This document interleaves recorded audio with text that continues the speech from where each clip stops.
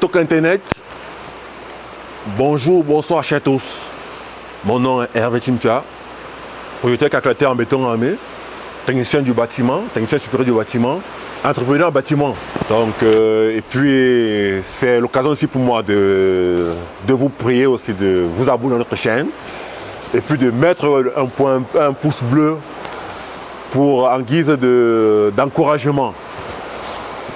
Du coup, dans la prochaine vidéo, nous allons évoquer d'autres aspects du bâtiment. Mais déjà, on pourrait parler ce jour de l'avant-projet de construction. L'avant-projet de construction, c'est quoi en fait? La construction, en fait, c'est déjà d'avoir un terrain. Quand vous avez votre terrain, vous cherchez un certificat de conformité qui vous est délivré par la mairie de votre coin. Le certificat de conformité, en fait, permet de vous dire que la zone dans laquelle vous voulez investir votre projet n'est pas une zone dangereuse, une mauvaise zone. Une zone interdite de construire par exemple. Après ça, vous allez avoir votre permis de conduire, de construire. Vous faites votre permis de construire. Après votre permis de construire là, maintenant vous allez voir un architecte. Vous irez voir une entreprise, un entrepreneur. Vous allez commencer vos plans. Donc, après les plans, l'architecte et l'entrepreneur, ils vont s'asseoir maintenant, ils vont faire ce qu'on appelle des corrections avec le promoteur du projet.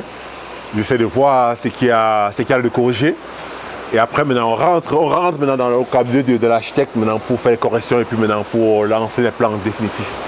C'est ainsi qu'après les plans définitifs, maintenant, la construction peut commencer. Après, maintenant, quand on a terminé les plans, on a fait toutes les corrections possibles. On a terminé toutes les corrections possibles. Après toutes les corrections possibles, maintenant, on passe maintenant à la phase d'implantation du chantier.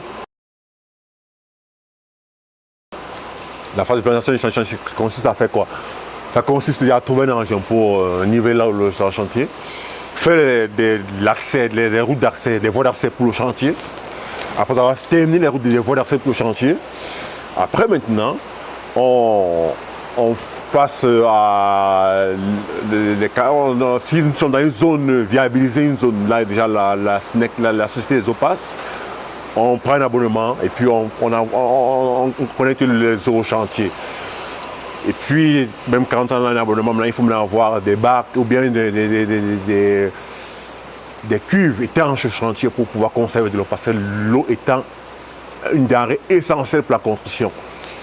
Donc après ça, après de l'eau maintenant, on va maintenant voir dans quelle mesure on pourrait avoir construit maintenant une ou plusieurs baraques en fonction de la grandeur du chantier, une ou plusieurs baraques dans le chantier. Dès que c'est fait, maintenant on va maintenant chercher les aires de stockage de granulats, sable, gravier et autres. Quand c'est fait maintenant, on va maintenant chercher maintenant des aires de stockage maintenant, là on va produire nos audits ou nos aglos sur le chantier. Et puis dès que c'est fait, ou bien nos briques même, parce qu'on n'est pas toujours obligé de construire en briques ou bien en aglo ou bien en... Donc on peut faire notre construction en briques de terre, pourquoi pas. Donc après cela maintenant, on pourrait lancer le chantier. On peut maintenant, quand maintenant l'entrepreneur vient implanter sur le chantier, quand il a terminé les implantations,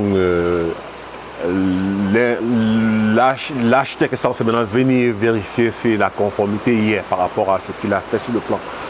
Donc l'implantation en fait, l'implantation c'est quoi? L'implantation c'est de pouvoir sur le chantier, de matérialiser ce qui est sur le plan sur le chantier.